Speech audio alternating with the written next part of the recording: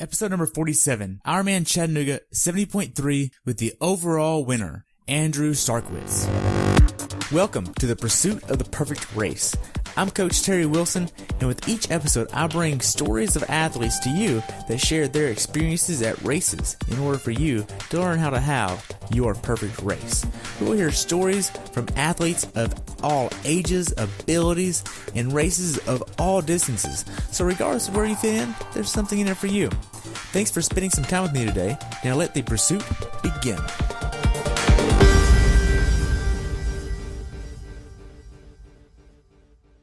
Hello everyone, and welcome back to the pursuit of the perfect race. Today I have the pleasure of talking with my friend Andrew Starykowicz about his recent race at IRONMAN Chattanooga 70.3 in Chattanooga, Tennessee. This race took place on May 20th, 2018. The temperature on race day was 67 and rose to 91, with the water temperature being 74.1. Andrew has been a professional triathlete for more than 10 years. He also has the world record for the fastest half Ironman bike split, as well as the fastest Ironman bike split. This was Andrew's fourth race in 43 days. I look forward to hearing about your race at Chattanooga. Welcome to the show, Andrew. Thank you very much. I'm glad to be here. Awesome. So what made you want to do this race? I looked at the calendar at the beginning of the year and, I'd done the other three races before, and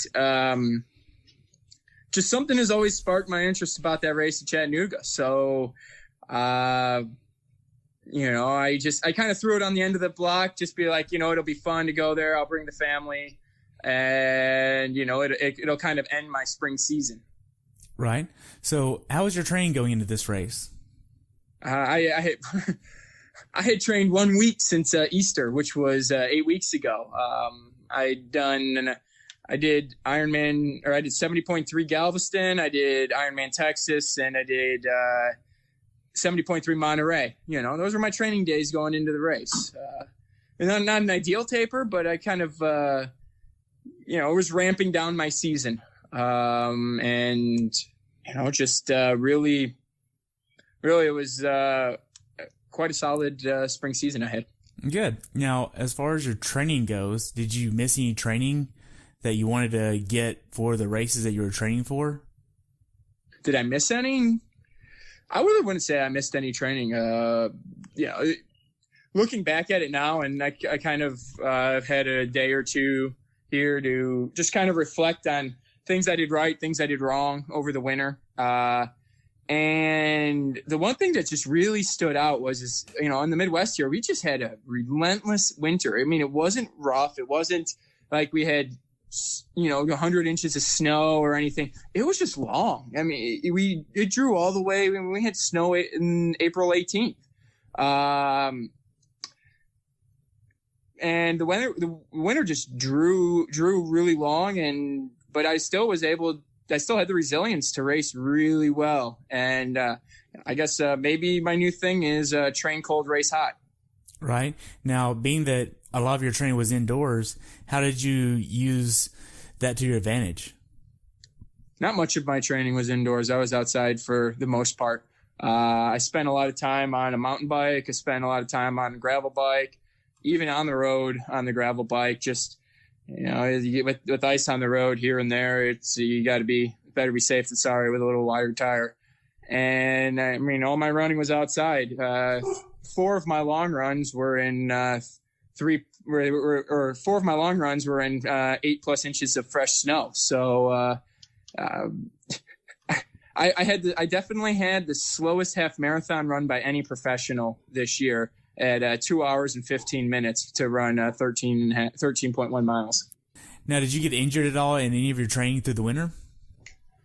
No, I really, over the course of my career, I stay really healthy, though I spend a lot of time in the gym and in my basement doing core and strength training.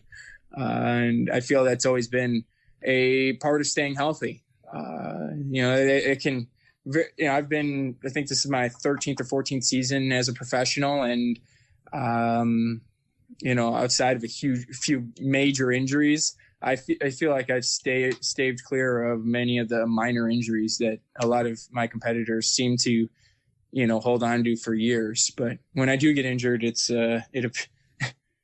usually a long recovery process. Good. Now then, so you're using two coaches, right? Yeah. I mean, I have I coach myself on the swim, and I swim with a local club on occasion. And then I have a bike coach and a run coach. Yes. Okay. So you're coached by Bob Duncan and Glenn Thompson? Yeah, that's correct. Okay. Now, if you're looking at your training overall, how many hours did your max week look like? I believe it was 35 or so. Wow. That's a lot of training. That's like a full-time job.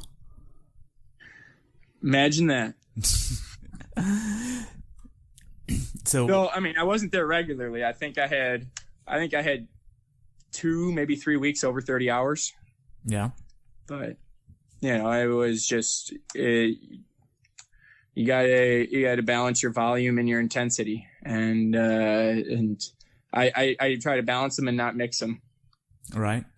So what was your longest swim, bike, and runs going into not Galveston, but Chattanooga? My longest swim, bike, and runs over the winter. I think I swam 5.5K one day in a workout for a swim. Probably bike would probably be, I think I had a couple 6.5-hour bikes. I don't know if I ever scratched 7, but I definitely had a couple 6.5-hour bikes. And I think my longest run was 22 miles. Wow. But I mean, keep in mind I was training. I mean, my focused race in the spring was Ironman Texas. Right. During a typical training week, do you do a lot of bricks? I have some years, and other years I have not. This year I was not a big bricker, just because it was the winter, and the last thing you want to do when you get home from a bike ride where you're wearing umpteen zillion layers is try to go for a run.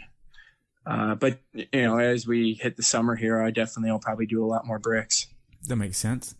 Now, were there any days where you just mentally didn't want to train? Yeah, there's definitely a few times where I was nearing burnout. But I just got to, for me, a lot of the time I just need to get on the bike or get in the pool. And as soon as I take those first few strokes, the first few steps, I'm fine. But it's a matter of just getting started. But it seems as soon as I get started, it's music in motion. But the hardest problem is hitting that first note. Okay. Now then, as far as your training goes and your racing, what are you using for nutrition? I've used Base for quite a few years now. I kind of feel like a mad scientist with mixing their hydro, their amino, and their salt. And I can basically tailor make a beverage for whatever the weather condition is. That's great. I've known Matt for a few years now, and he's such a great guy. Yeah, he's very passionate about helping people get to that finish line. Yeah. So now then, going into Chattanooga, what was your mindset for the race? I had told my wife quite a few times as we drove down there that, man, this is either going to be really good or a disaster, because I was very overrested. I mean, the previous workout, I had done maybe 3 or 4 20-minute workouts between Sunday and Friday. And the previous workout was 70.3 Galveston or 70.3 Monterrey the weekend before, where I finished second. And then before that, you're looking at, I think I had one or two one or two workouts in each sport where I attempted some sort of quality between Ironman Texas and Monterrey. So you're looking at 15 days there where I did, two somewhat quality sessions in each sport. And then before Ironman Texas, I think I did do a good solid week coming out of Galveston before my taper started for Ironman Texas. So, going into Chattanooga, I was very well rested, and yeah, I knew it was either going to be a really good day or a really bad day. Okay. So when did you actually start traveling down to the race? I picked up my kids from daycare and then my wife from work on it would have been Thursday. Okay. Now, how far away did y'all stay away from the venue? We stayed right at the venue. We stayed at the Holiday Inn right there downtown for the race weekend. Just because having two young kids, two very little kids, it's being able to, for my wife to be able to get out of the sun and be able to get them into a place where they can, realistically have a snack and maybe even some rest, some quiet time while I'm out on the bike. And then, it got very hot on race day. So somewhere close that we could get, without having to drive anywhere is always very important. And, Chattanooga just, when I looked at it to bring the family, it seriously was just a perfect venue for that, is because there's a bunch of hotels downtown, and then it's got, things like the Children's Museum, the aquarium, and then, a bunch of little odd activities on the waterfront. It's a perfect location to have family in for a race. Nice. Now, did you take them to Monterrey as well, or did they stay at home for that race? No, this was their first race this year. Oh, wow. So now then, did you have any issues with your bike checking in the day of the race? Nope. No. Okay.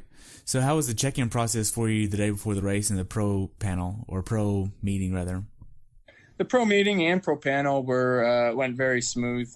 Tom Ziebart conducted a super quick, very methodical pro meeting, and the pro panel was I believe it was Heather Jackson, Lindsay Corbin, and Meredith Kessler on the women's side, and it was myself, Matt Russell, and Andy Potts on the men's side, and it was good. I just wish they would have had a little less of Tom Ziebart's questions and maybe a little bit more of the age groupers asking their questions.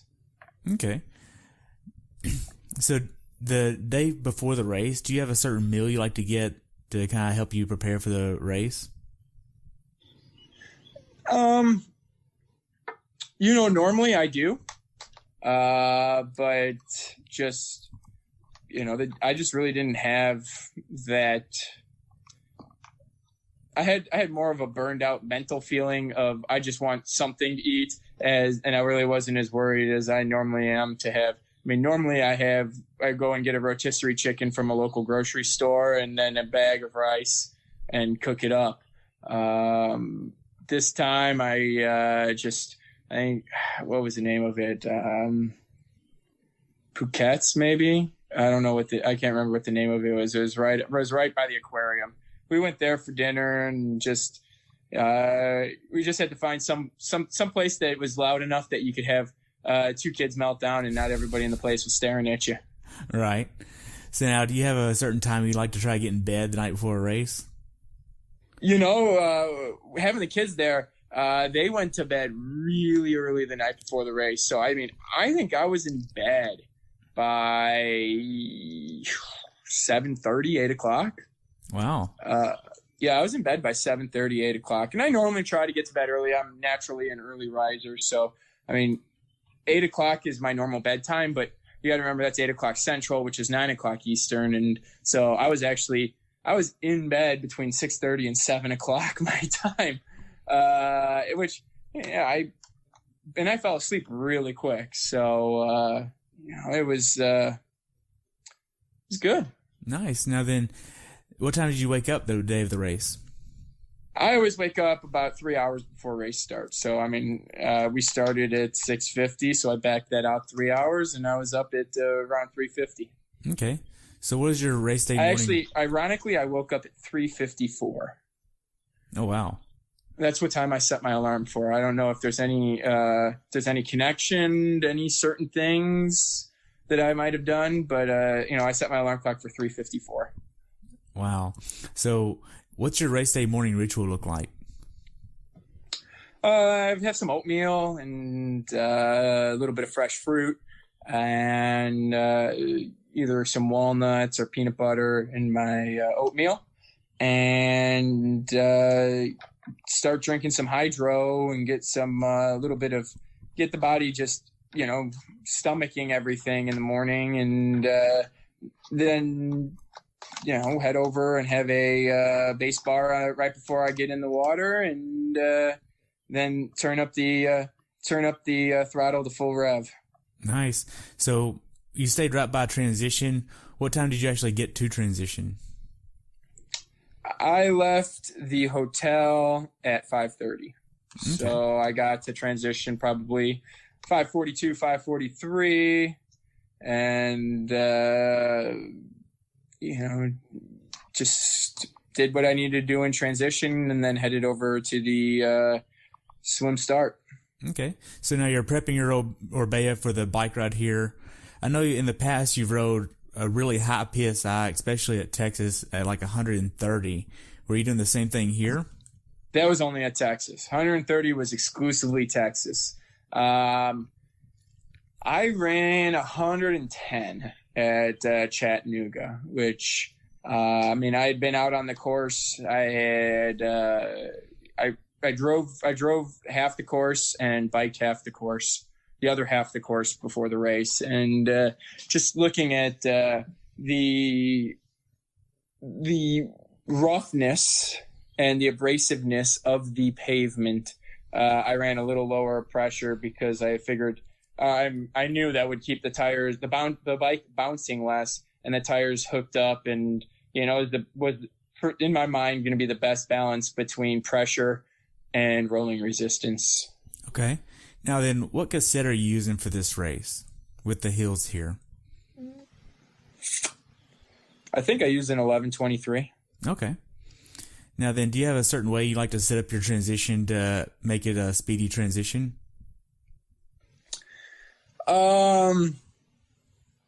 Yeah, I rack my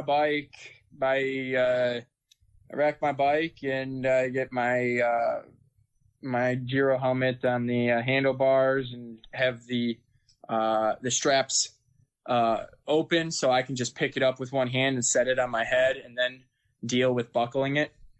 And then I have my run stuff when you're facing the bike to the left, because when I come out of the water, I used to set up my bike stuff on the right, but I had to change that because when you come out of the water, you take off your wetsuit and everything, and then when you throw it, it's right on top of your run stuff. So over the course of a few years, I trained myself to flip that. So when I come in, I'm able to rack my bike and then go straight into my run stuff without having to step around my bike or anything, and not have my swim stuff interfering.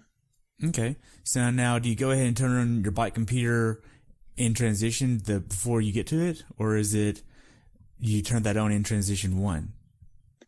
I hit the start button, the GPS start button when I get on the bike. A lot of people have it set and it have it paused at 1 second. I've had problems once or twice in the past. Ironically, one of them was at Kona, where I hit the start button, and of course my power meter didn't sync with it, and I'm riding a Kona, dicking around with my computer, trying to get my power meter to sync with my, ever since then, I just hit the start button when I start, because realistically, I really, I don't care about recording the exact mileage.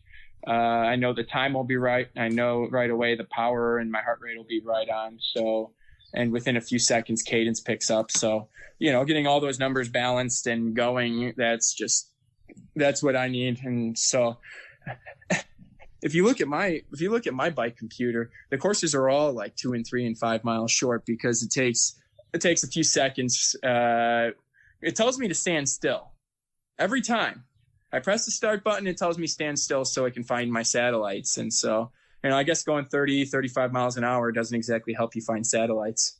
Probably not. So now then, after you get all your stuff done with transition, you get on the shuttle to go to that actual swim start. I actually walked. Oh, you did? I chose to walk. Yeah. Okay. I just find that it's an opportunity to just clear my mind. It wasn't that long of a walk.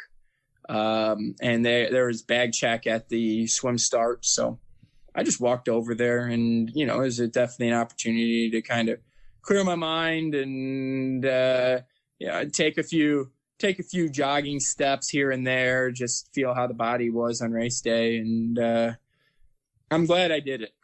Okay. I mean, my wife ended up walking back as well. She didn't say it was that big of a walk, and it was a really beautiful morning too. Yeah, I mean, they make you walk further for Ironman Texas and also for 70.3 Monterrey. So I was kind of surprised that they had buses, but I guess that was probably in the name of safety. Right. Now then, you get over to the swim start. You probably use the bathroom over there maybe, and then you get down there for everything. How are the last few minutes before you get in the water? The last few minutes before you get in the water, some guys are very quiet and some guys are very social. I'm definitely one of the social guys. I tell AJ Bauco every time I see him when it's going to be a hot race, I'm like, dude, you shouldn't be wearing those sleeves. It's going to be hot today. So for those of you who don't get the joke, AJ Bauco's got tattoo sleeves up both arms. But yeah, I mean, we just kind of joke around, lighthearted. It was Kevin Collington and I had raced the weekend before with each other, and I was kept on giving him like, hey man, we need to finish on the podium again so we can have another champagne party. And I talked to Matt Hansen too. I was giving him a hard time because he had that phenomenal race at Ironman Texas a few weeks ago. Yeah. So I told him my daughter's here to watch me win, so you're not allowed to beat me at this one. Which, I mean, I have never beaten Matt Hansen at a full Ironman, and he's never beaten me at a half. And it's funny how that works. Wow. The swim course, you go upstream like 200 yards, then you cut across, and then you go all the way downriver. How did the swim course go for you? So the field had a lot of really strong swimmers. I mean, it was a huge field, and it had a decent amount of talent in it. And at the start, I started far right, and I thought that was going to be one of the best locations to be because we hit that right turn pretty quickly. And I felt like I was in great position. I was second in line, and all of a sudden the group from the left came swinging across that was on the shore side. And I mean, I think I was, I was eighth at that first buoy. I mean, I thought I was in good position. Then all of a sudden I was eighth, and shortly it was like we got around the corner and we straightened out, and I look up in front of me and I notice two guys in front of me, and it looked like a little bit of a gap. But it always looks like there's gaps when you're all perfectly lined up. So I moved 2 strokes to the left to see, was it a gap or was there somebody in that gap? And sure enough, it was a gap. And I swung, I stayed to the left there, and I turned it up, and, it was only probably a 3-second gap. So, but a 3-second gap is, and I was 2 bodies back. So I was probably a 5 or 6 second gap back to me, but it took me a good 200 to close it. And at that point I tagged on. I was the 5th person in the line of 5. And, I was just, I made the move. I got on the back, and then always when you make a move like that, the next danger is you relax too much and then you get shelled off the back again. Because so many times, especially in the Olympic distance, I made a move across a gap and then the pace is so on, you relax a little bit and then you make this great move and then all of a sudden you lose the pack. So I stayed attentive, and then about the halfway mark, and I noticed I was on Kevin's feet, and that's just how crazy it is because we've all raced together so much. I knew that I could tell there was Kevin in front of me, and then I could tell there was Andy Potts in second. I didn't know who was first and third, and all of a sudden the guy that was in third let a gap open to Andy, and Kevin moved around him and closed it. And I mean, I don't know who it was, but man, they went backwards in a hurry.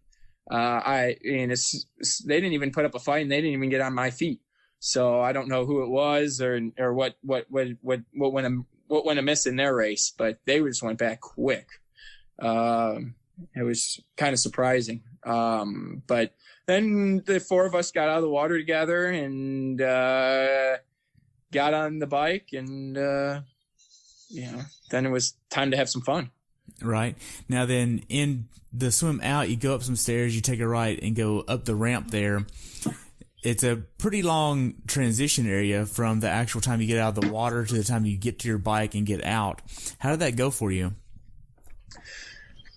Yeah, I mean, that to me, that is one of the key areas of the race, of any race. I mean, you have guys like one of them that's what they always did. It was Greg Bennett, and another guy that's always does it is Jesse Thomas.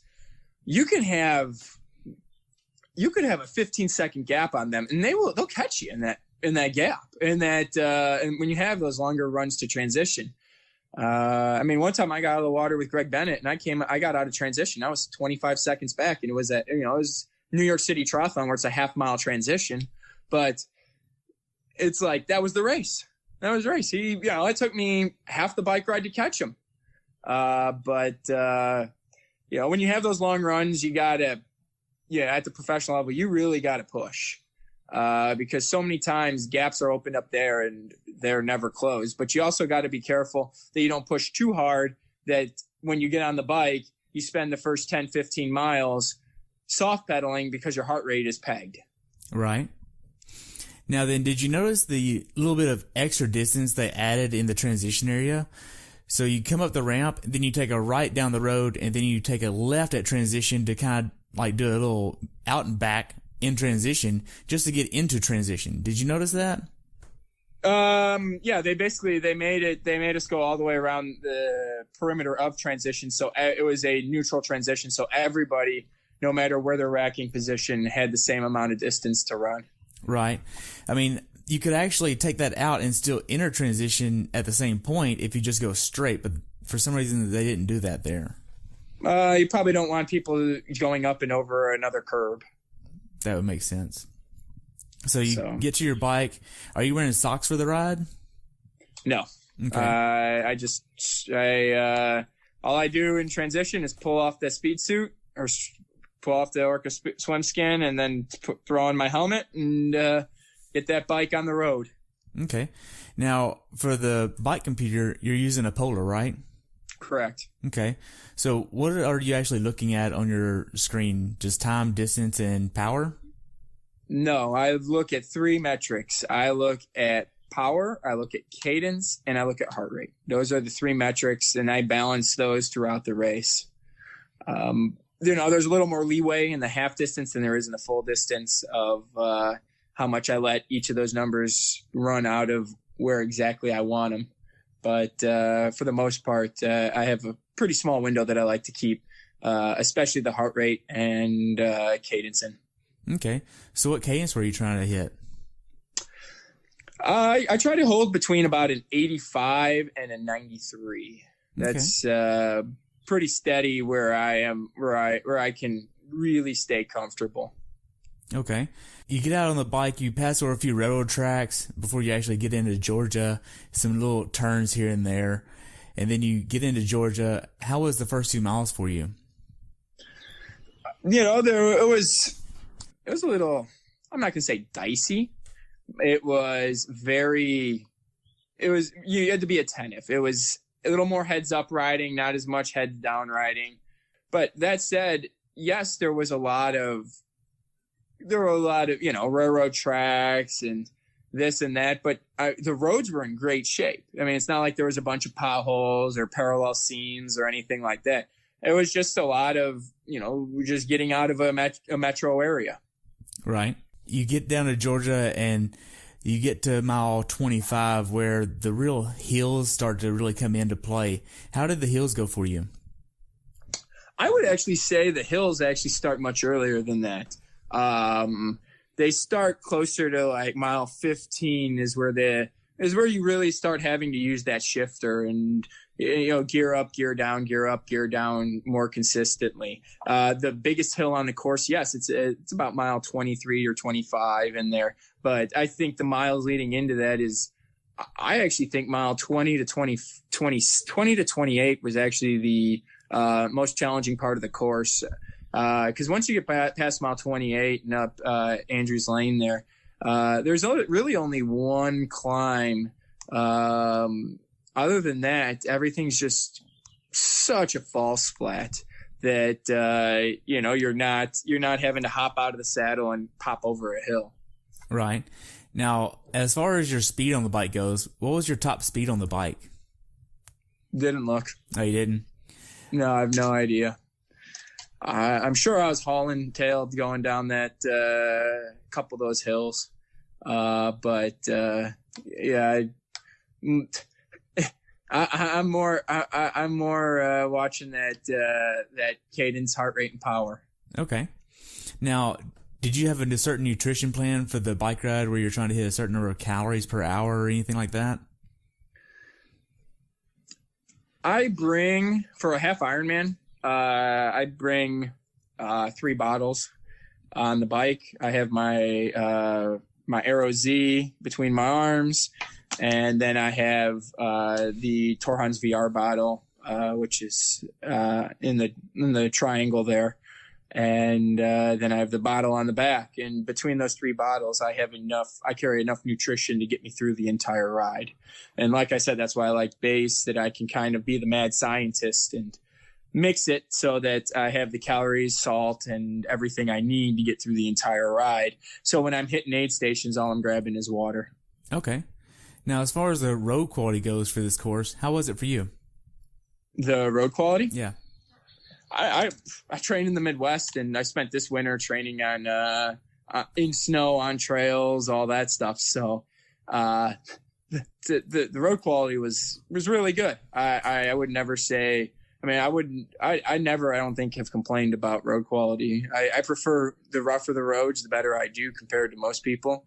But I've gotten to a point in my career where pretty much every race I'm taping and strapping bottles in, just because I don't need that. I don't need something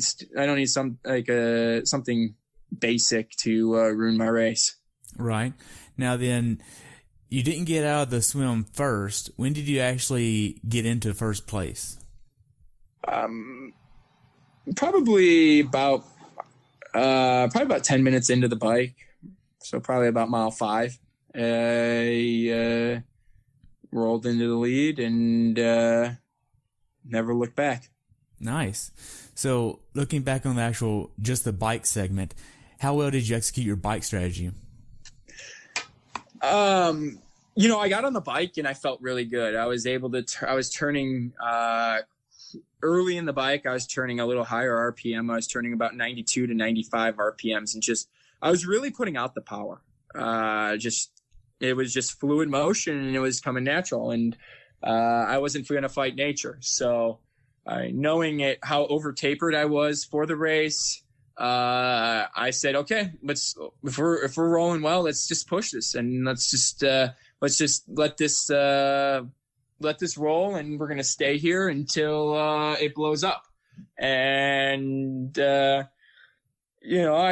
was a few times where the legs felt like a little twingy, like they were going to start cramping and giving me problems on the bike. But, I just kind of adjusted where I was on the saddle, and it alleviated those. Because sometimes we cinch a little too far forward, or sometimes we slam ourselves a little too far back on the saddle, and it changes changes everything. It changes our leg stroke. It changes our aero position. So I made a few modifications on the ride, and I made it all the way back to transition without completely coming unwound.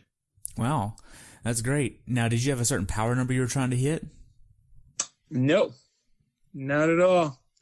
I wanted to keep that heart rate about 150, 152, okay. And keep that cadence right around that 85 to 92 range.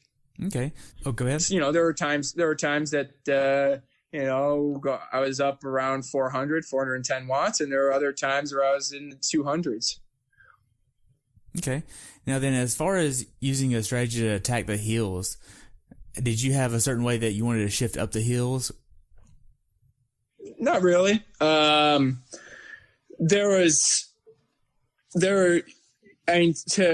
attack this course fully, you would need to pre-ride it a couple times, and maybe one or two of them at speed, which I did not get there in enough time to do, because that would tell you which one of those hills you can kind of throw a little dig, a quick little sprint as you get up, and it'll pop you over the hill. And then some of them, it's you just know where you just got to sit in the saddle and grind over it. And I didn't get there. If I would have gotten there a week before the race, I definitely would have done that and kind of had a feeling and probably been able to squeak out maybe another 30 seconds off my bike split. But, the limited time I had, I just kind of said, I'm just going to attack this course, every hill, like I'm going to have to grind up it, and not that I can sprint over the top. Okay. Now, the last few miles on the bike, are you doing any type of transition to prep for the run? Not really. The whole time I'm watching my cadence. So, at the end of the bike, it's always important just to, keep an eye on your cadence and make sure you don't start grinding. Okay. So now you get to T2. How does T2 go for you? T2 was pretty good. I had my socks in my shoes for the run, and I opted not to wear socks. It's the end of my block. I don't have to worry about, training for a couple weeks and racing for a couple weeks. So, I had run in the shoes in training without socks. But, in the other races, I had worn socks just because I had other races on the heels of it. And so I opted to go no socks, and, that was a decent decision. And other than that, it was a pretty standard transition. It was by no means quick, but, I made sure that I collected all my nutrition and had everything so that I was fueled and ready for the run. Okay, so what was your nutrition plan for the run? I don't even remember. I came in off the bike fully fueled. And then I think I hit a caffeinated gel early in the run. I don't remember exactly when. I think it was coming up that hill, right about mile 1. And then I think I hit another I think I grabbed some blocks off the course about midway. But at every aid station, I was taking Gatorade and Cola. And then I was taking in quite a bit of base salt just because, like you said, 91, man, it was hot. And there were some high level clouds early in the run, but those melted away, and it got a little hot. Because there's 2 bridges that you cross over, and then you also go alongside a highway, and there is no shade on those parts, and you're just out there melting. Well, if you should have gotten out there a little earlier. There was some shade. There was some shade early on. The first loop, there was definitely some shade. Going out that highway on the way out, that first loop, there was some shade. I was able to run on the left side of the road and grab, a little bit of tree covering here and there. But that second loop, there was nothing. It was a little scorcher, but yeah, being able to get out there early enough on that first loop, it was a lot cooler that first loop. Yeah. So did you have a strategy for the run of you want to go split it, or you want to hit a certain pace or anything like that? Don't blow up.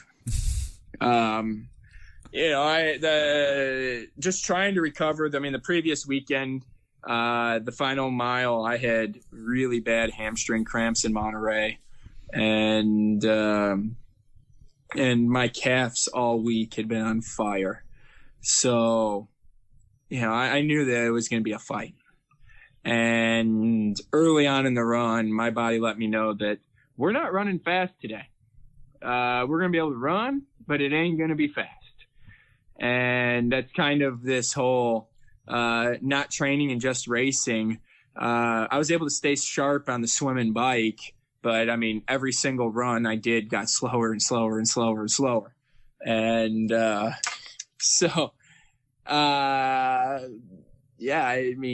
it was just that I was able to swim and bike well enough, and then I knew if I pushed the run early that I was going to fall apart in the final miles. So I just tried to hold good form and let and see what my body could give me. Okay, so over the course of the run, did you have any cramping or GI issues at all? Oh, I had all sorts of cramping. Really? I was buffering cramps the whole way. And the further I got into the run, I think the last time I went up that hill, before you go out onto the first bridge, there about mile 9.5, or no, about mile 10.5. I think I literally was 15-minute mile pace up that hill. I looked like an 80-year-old lady walking up the hill. I think she would have passed me. It was, what's that? Oh, I was just going to say that hill is really steep and brutal. It's about 300 yards long or so. I felt like about 3 miles long.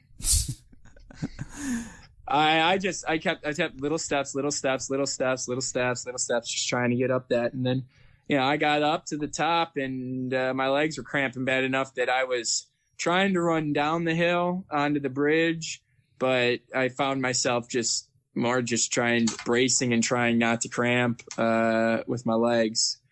Normally I only have this problem late in the Ironman, but having done the load that I have of racing the previous month was definitely coming back and haunting me at the end.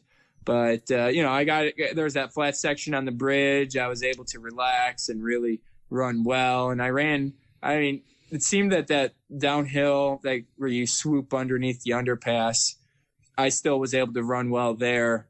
And it was slow going up the wooden bridge, but it wasn't. I was just on the edge of cramping, on the verge of cramping there. But it was just, again, slow foot, step by step. And then once I got to the top, I'm like, okay, it's downhill to the finish. And then I'm like, oh, it's downhill to the finish, because at that point, I would have rather run uphill another kilometer than run downhill a kilometer, because, I couldn't stride out. And every time my feet hit the ground, I was having, calf cramps. I was having quad cramps. I was having back spasms. I was having all sorts of stuff. Just because my body was used up from the block of racing that I did. Wow. So how was the support on the course for you? The support was awesome. Anybody who did the race will tell you the best aid station was definitely that it was at mile, 4? You basically did a short out and back there. It was at mile 4 and 10. There was just an awesome group of volunteers out there. And just all of them were incredible. And it goes beyond just the volunteer support. The police support was awesome. We covered a large area of land. We covered 2 states. Just the amount of organization and the amount of support from the city and from the volunteers was just incredible. Right. In Georgia, I saw a lot of Georgia State Patrol down there. It was just a lot of support from the law enforcement down there. And the aid station that you're talking about is called, they named it Chattanooga, which was pretty cool. I mean, they had the Hawaiian theme up. They had big signs for whatever they had at the tables. It was great. Yes, it was an incredibly well put together aid station. And they were super enthusiastic both times through there. And yeah, I mean, even at my level, you need that little pick me up sometimes, because you're in a kind of a dark place internally when you're racing. Right. Now, the last 800 yards before the finish, how was that? The downhill? Yeah. Sucked. I mean, I was hoping that it would be awesome and sunshine and rainbows because it's downhill. I mean, the day before when I did my shakeout run, I was like, this is awesome. The final K is downhill. This is like, I mean, I could take anybody. I could take anybody at the top of that hill and take them to the line because, being the biggest framed guy there, at least at the pro level, weight goes downhill quick. And but man, when I hit the top of that hill at the end and my body was revolting against me, it was a scary time, man. It was like, man, I can legitimately cramp and lose this race here. Wow. So now then you get to the red carpet, and at that point you know that you're going to win. How was that for you? It was awesome. I think it was just about the beginning of the red carpet. There was a little crosswalk there, and my wife was there with my son and daughter, and I got to give all three of them a hug. And my wife's yelling at me, "Go, go, go!" And I'm like, "Babe, I got this. Because you don't want to be that guy like I think it was Jeremy Jerkowitz a few years ago who starts celebrating in the finish chute and then has somebody sprint, and literally right by him. I took a good look before I got into that finish chute and saw that the road was clear, and then was able to give my son and daughter a quick kiss before I made my way down the finish chute and gave out a lot of high fives to all the spectators, which, I mean, I know most of them are actually Sherpas for somebody else racing. So, I always enjoy, giving those kids high fives because they're out watching their mom and dad race. Nice. So after you crossed the finish line, what'd you do next? Oh, I sat there and tried to catch my breath. And then, said my thank yous to the finish line there. And, it was awesome to see Jackson Laundrie and Adam Ottstadt. Both of them had career days finishing on the podium. I think it was both of their first podiums. Oh, wow. Which is really cool because, I mean, I remember my first podium like it was yesterday. I finished second at Memphis in May to Macca. And, still, standing there next to Macca being like, this is awesome. And I'll never forget that day. And to have those two guys having just awesome races was really cool because, I mean, if you would have told me on Saturday to pick the podium, I would have been 0 for 3. Because I probably wouldn't have put myself on the podium just with how I was feeling going in the race. And then, to have guys like Matt Hansen, Andy Potts, Kevin Collington, Joe Gambles, all those guys there. And if you would have told me that those 4 guys, none of them would have finished on the podium, I would have said, you are out of your mind. But it happened. Right. So now looking back on it, how well prepared for this race do you think you were? I wasn't. I mean, I was well raced. There were no mistakes. The race was mistake free. And I made a few decisions in the race, which were all good decisions, and none of them came back and bit me. That doesn't always happen in racing. Was I the fittest and fastest guy going into the race? I probably was one of them. But part of racing is it's the guys, it's the little decisions you make, and it's also who has the best day on race day. And it's not necessarily the fastest person or the fittest person that wins the race. It's the person who makes the right decisions and has the best day. Right. So decisions on race day that you made, what'd you make on race day that was a decision? When that gap opened, I saw that gap open about 250 meters into the swim. I think that was the biggest decision I made. Was I saw that I was able to see that gap open and quickly close it. Because, I mean, if I would have waited 5 or 10 more seconds, that gap would have been a little bit bigger, and I probably would not have made it across the gap. I would have just been swimming in no man's land the entire swim. You have decisions like that. When I got on the bike, again, I felt a little better than I thought I was, and I was pushing a little more power than I wanted to, and the heart rate was a little bit higher than I wanted to, but I went with it. I could have easily throttled back a little bit and said, okay, let's be a little conservative here. You've raced 3 times already in the last couple weeks. So, but I went with it. I felt good, and I attacked it. And, that was a decision that didn't come back to bite me. If I would have cramped in that final K, I probably would have looked at it a little differently. And then, when I got out on the run, I didn't try to push it. I just said, hey, this is what I'm going to give. It's going to get hot today. I struggled at the end of last week's run, still feeling Ironman Texas last week and when I was in Monterrey. So I don't push it. You push it early, you're not going to make it to the finish line. So I just took what my body could give me and was able to hold on and survive. So yeah, it's the little decisions that you make all the way through the race that kind of give you the finish. Okay. So now then, would you change your nutrition plan during the race, looking back on it, to kind of hit off the cramping if you could do it again? No, it was not nutritional cramping. It wasn't? It was not nutritional cramping. It was just physical cramping, just from fatigue of the races that I had done the previous few weeks. It had nothing to do with nutrition. Okay. So now then, what's something that you learned from this race that you'd like to pass on to someone who hasn't done this race before? I mean, the keys to this course are definitely you do not want to use up your stuff on the bike and go into the run depleted. You want to go into the run fully fueled and ready to run, because though there are very few steep hills, most of the course is a false flat uphill and downhill. And you can really gain a lot of speed if you're conservative on the bike and you run well. That's what I would tell an age grouper.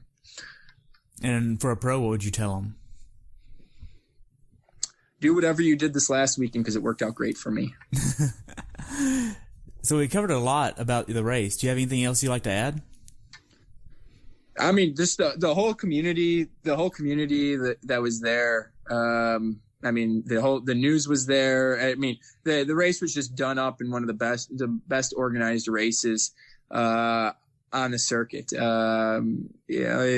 It seems it's always awesome when you have the newspapers and the TV crews out there kind of taking in the race, and I think that really is a huge positive. And I mean, I heard a lot of great things from last year when they had the World Championships there, and I've always heard great things about Ironman Chattanooga. So hopefully at some point in my career, they change the date of Ironman Chattanooga so I can do it, because it's 3 weeks out from Kona, and doing an Ironman 3 weeks after an Ironman, I'm still feeling Texas. So I don't know if I could do 3 weeks after Chattanooga do Kona. So hopefully they'll adjust that date at some point, and I'll be able to do the Ironman there.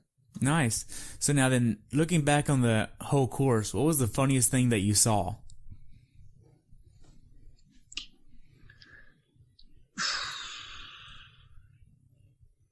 I don't know. I live in my bubble. I live in my bubble, and I'm always living in my bubble. And I hear the age groupers coming the other way. Some of them know who I am. Some of them are just cheering because that's the first place guy, which is always awesome when you hear somebody screaming, "Starkey, go Starkey." But I mean, I really don't. I live in this bubble of 3 feet to my left, 3 feet to my right, and about 60 feet in front of me on the bike. And then on the run, Just, I might be looking forward, but I'm thinking about every single step, trying to make it better than the last one. So when it comes to funny things that I saw, I honestly didn't see much. It's all pretty much a blur. I remember my daughter crying in T1 because she wanted to give me a hug as I ran by. I remember that. My wife's holding her and she's crying. She's like, I want a hug. And I'm like, I'll be back. Oh, so now then, how can athletes follow you? The best way to follow me is on Instagram and Twitter. So I go in streaks and spurts of being consistent on both of them. In the coming months, I'll probably get back to blogging. Right now it's mainly just Twitter and Instagram.